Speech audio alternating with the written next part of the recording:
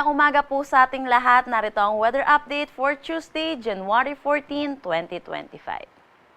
Wala naman tayong minomonitor na anumang bagyo or low pressure area sa loob at labas ng ating Philippine Area of Responsibility na possible makaapekto dito sa ating bansa within the next 5 days. Pero kung makikita natin, meron tayong dalawang weather system na currently nakakaapekto dito sa ating bansa at inaasahan din po natin na magdadala ng mga pag-ulan. Una na dito ang northeast monsoon or ang hanging amihan na patuloy na umiiral dito sa May Luzon. Samantala, yung easterlies naman natin or yung mainit at malinsangan na hangin na nanggagaling sa dagat Pasipiko ay umiiral dito sa kabuuan ng Visayas at Mindanao.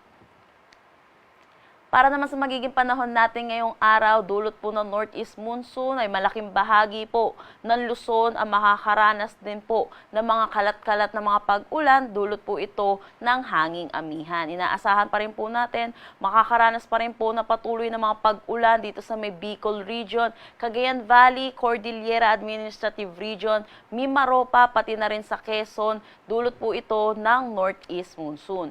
For Metro Manila, inaasahan po natin makakaranas naman tayo ng bahagya hanggang sa maulap na papawirin na may mga isolated light rains. Para naman sa magiging panahon natin dito sa may Palawan, Visayas at Mindanao, kung makikita natin dito sa may Tacloban or particularly sa may Eastern Visayas ay makakaranas sila na maulap na papawirin na may mga kalat-kalat na pag-ulan, dulot po ito ng easterlies. Pero kung makikita naman natin, para sa nalalabing bahagi dito sa may Palawan, nalalabing bahagi na Visayas at kabuuan ng Mindanao, maaliwalas na panahon ang kanilang aasahan. Pero asahan din po natin ang mga panandaliang pag-ulan sa hapon at sa gabi, dulot ng mga localized thunderstorms.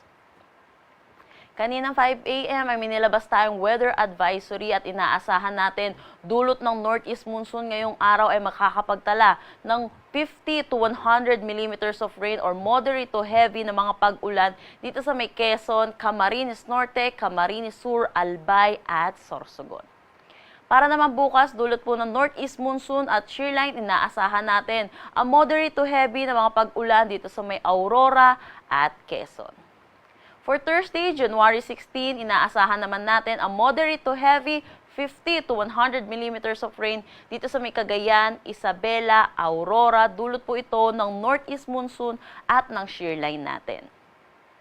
Meron tayong nakataas na gale warning dito sa coastal waters ng Batanes, Cagayan kasama na ang Babuyan Islands, Isabela, Aurora, Northern Quezon kasama na ang eastern coast ng Polillo Islands, Camarines Norte, Northern coast ng Camarines Sur, Northern at Eastern coast ng Catanduanes, Eastern coast ng Albay, Eastern coast ng Sorsogon, Northern at Eastern coast ng Northern Samar at Eastern Samar. Kaya pinapaalalahanan po natin ang mga kababayan po natin na delikado po pumalaot dito sa mga nasabi po nating coastal waters.